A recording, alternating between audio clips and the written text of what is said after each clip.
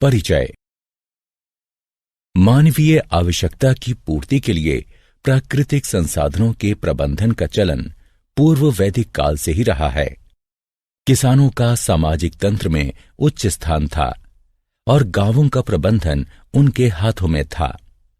जमीन, पानी और कृषि के लिए एक क्षेत्र की परिस्थितियों के अनुसार तकनीकी ज्ञान की आवश्यकता थी।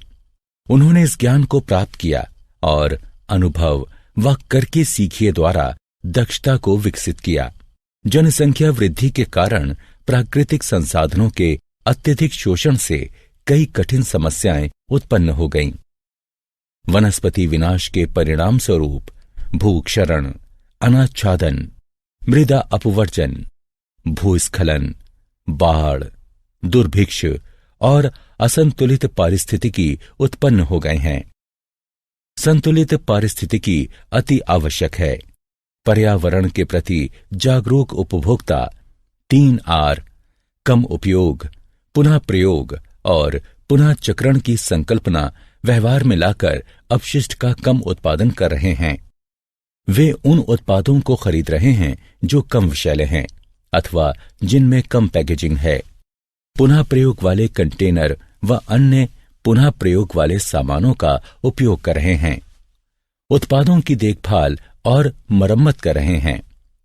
पुनः चक्रण कार्यक्रमों में भाग ले रहे हैं और पुनः चक्रण पदार्थों से बने सामान खरीद रहे हैं।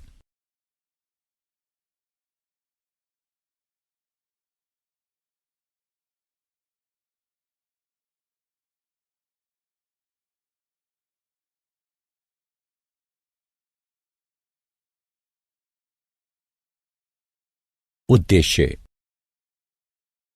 इस पाठ के अंत में आप निम्न करने में सक्षम हो जाएंगे: संसाधनों की आवश्यकता बताना, वनों के वितरण, वन्य जीवन और उनके चिरस्थायी प्रबंधन को समझाना, वर्षा जल संचय के तरीकों को बताना, जीवाश्म ईंधन जैसे कोयला और पेट्रोलियम के महत्व को पहचानना।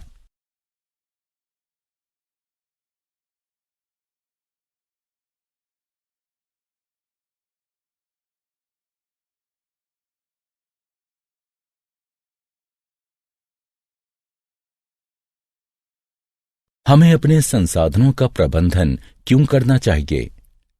कोई आश्चर्य नहीं कि हमारे प्राकृतिक संसाधनों के दोहन और विकास के बहुत लाभ होते हैं, विशेषतया भवन निर्माण, विनिर्माण, पेशेवर, वैज्ञानिक और तकनीकी सेवाओं में। अर्थव्यवस्था में तमाम वृद्धि हीरे, तेल और विशेषकर गैस जैसे प्राकृतिक संसाधनों द्वारा होती है तथा इस संसाधन की गतिविधि और दूसरे क्षेत्रों जैसे खुदरा व्यापार के मध्य कड़ी इतनी मजबूत नहीं है जितनी की हो सकती है। हालांकि ये वृद्धि एक अच्छी खबर है, परंतु इसका मतलब ये भी हुआ कि बहुत से प्राकृतिक संसाधन प्रयुक्त हुए जा रहे हैं।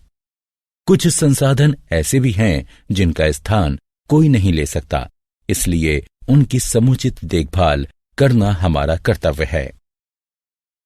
वन तथा वन्य जीवन। वनों की पारिस्थितिकी एक जटिल पारिस्थितिकी है जिसमें मुख्य रूप से वृक्ष हैं जो पृथ्वी पर जीवन के प्रारूपों की रक्षा करने के लिए एक अंतर्रोधी का निर्माण करते हैं। ये वृक्ष जो वनों के मुख्य क्षेत्र का निर्माण करते हैं, वे एक विशेष वातावरण का निर्माण करते हैं जिसका प्रभाव वनों में पाए जाने वाले पेड़ पौधों व जीवों पर पड़ता है। खाद्य तथा कृषि संस्थान FAO ने ऐसी भूमि को वन के रूप में परिभाषित किया है जिसमें 10% से अधिक वृक्षों का आच्छादन या समान भंडारण स्तर हो तथा क्षेत्रफल 0.5 हेक्टेयर से अधिक क्षेत्र हो। वृक्ष अपनी परिपक्वता पर कम से कम 5 मीटर की ऊंचाई पर पहुंचने में सक्षम होने चाहिए। कटिबंधीय तथा उष्ण कटिबंधीय क्षेत्रों में वन वनस्पतियों में तथा प्राकृतिक वनों में पुनः विभाजित होते हैं। प्राकृतिक वन वे वन होते हैं जो देसी वृक्षों से मिलकर बने होते हैं, न कि जानबूझकर पौधारोपण किए जाने से। पौधारोपण का अर्थ है वन रोपण या पुनर्वन रोपण की प्रक्रिया में पौधारोपण या तथा बीजों द्वारा वनों को खड़ा करना। भारत में उष्ण कटिबंधीय से लेकर शुष्क प्रकार तक लगभग 16 प्रकार के मुख्य वन हैं।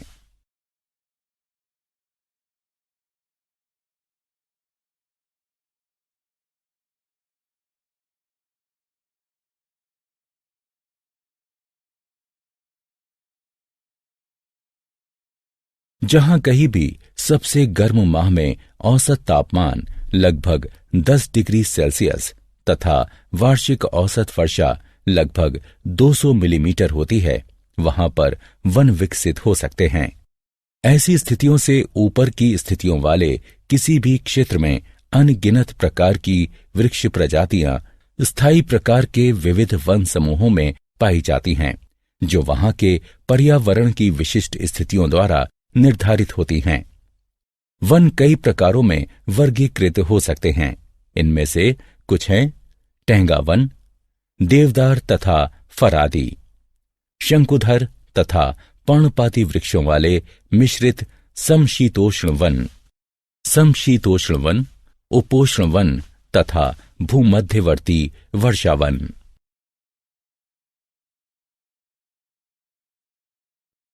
यह माना जाता है कि भारत में वन संपत्ति का संगठित दोहन शिकार में वृद्धि के साथ आरंभ हुआ। माना जाता है कि अशोक महान ने वनों तथा समस्त वन्य जीवों की रक्षा के लिए सर्वप्रथम वन उद्यान का गठन किया था। मुगल शासक सिद्धहस्त शिकारी थे तथा वनों में बहुत अधिक समय व्यतीत किया करते थे। अंग्रेजों के शासनकाल में आधुनिक प्रारूप में संरक्षण के प्रति पहला व्यवहारिक दृष्टिकोण अपनाया गया। उन्होंने संरक्षित वन खंडों की स्थापना केवल शिकार के उद्देश्य से की। हालांकि उनके इस कदम के पीछे कई अन्य कारण थे। इसने भूमि वर्गीकरण तथा वनों पर नियंत्रण के उद्देश्य को पूर्ण किया।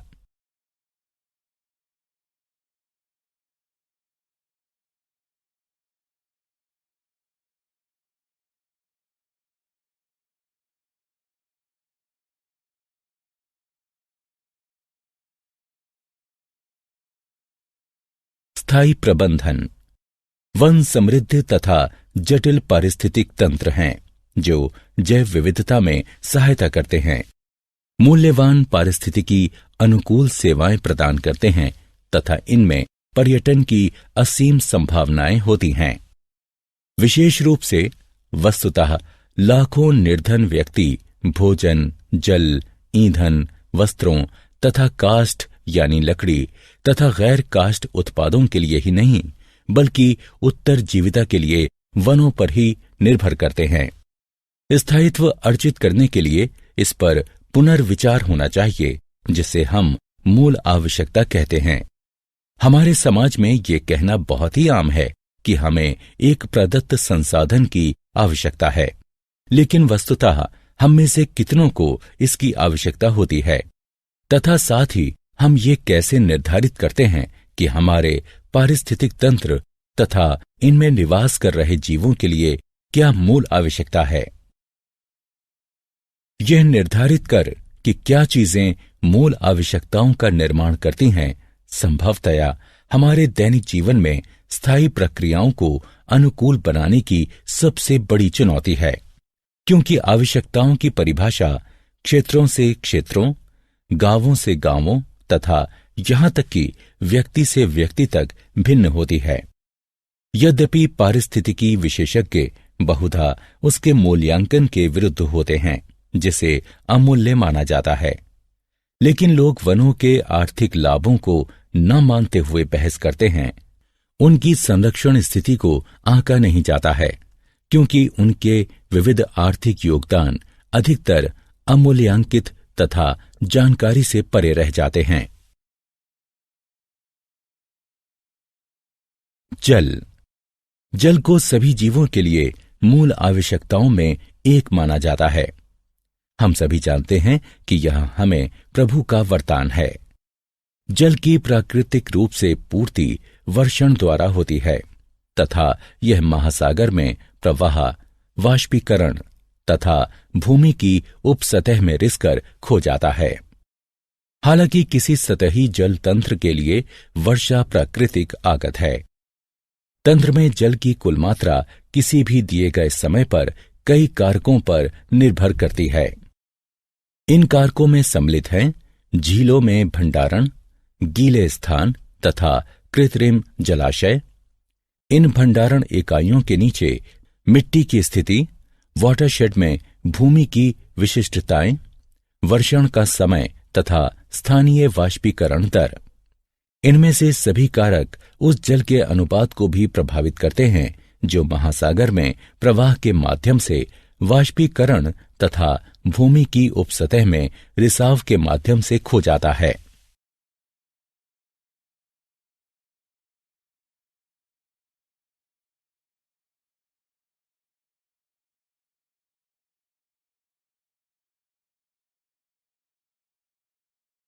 मानवीय गतिविधियां इन कारकों पर काफी प्रभाव डाल सकती हैं। मानव बहुधा जलाशयों के निर्माण से भंडारण क्षमता में तो वृद्धि करता है तथा गीली भूमि को सुखाकर उसे कम भी कर देता है। मानव बहुधा क्षेत्रों में बाड़ लगाकर तथा धारा के प्रवाह को मार्गबद्ध कर चालू मात्रा तथा वेग में वृद्धि करता है।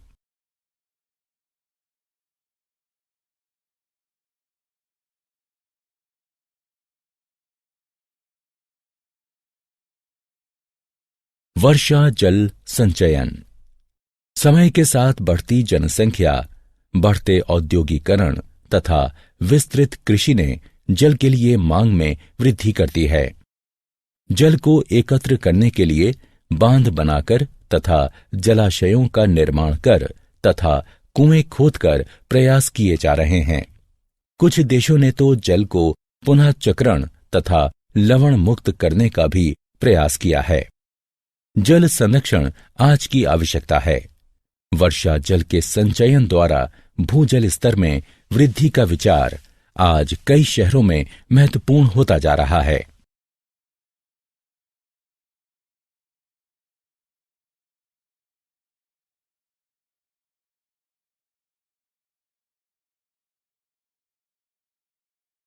वनों में जल तेजी से भूमि में समा जाता है क्योंकि पेड़ पौधे इसे थाम लेते हैं। यह भूमिगत जल बदले में कुओं, झीलों तथा नदियों में चला जाता है। वन संरक्षण का अर्थ है जल ग्रहों का संरक्षण। प्राचीन भारत में लोगों का मानना था कि वन नदियों की माता हैं तथा वे इन जल निकायों के स्रोतों की पूजा आराधना किया करते थे। यह जल संरक्षण की एक बेहद ही लोकप्रिय पद्धति बनती जा रही है, विशेषकर शहरी क्षेत्रों में।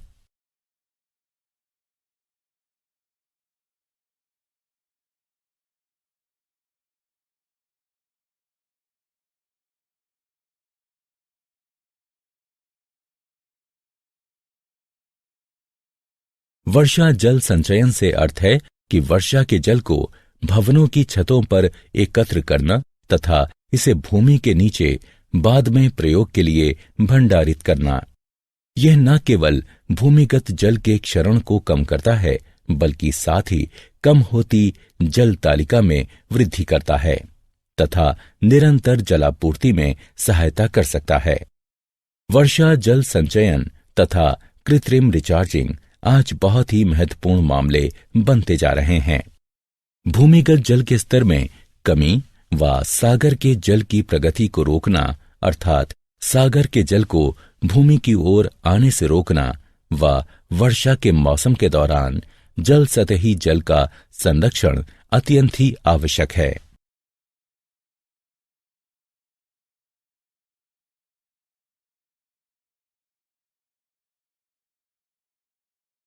कोयला तथा पेट्रोलियम।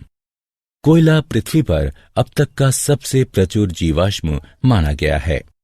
यह आवश्यक कार्बन होता है तथा यह मुख्य रूप से ज्वलनशील ईंधन के रूप में प्रयोग होता है। कोयले का वृहद स्तर पर प्रयोग 19वीं शताब्दी में औद्योगिक क्रांति के साथ आरंभ हुआ। जैसे जैसे उद्योगों की संख्या में वृद्धि हुई, वैसे वैसे ऊर्जा के मुख्य स्रोतों की मांग भी बढ़ती गई।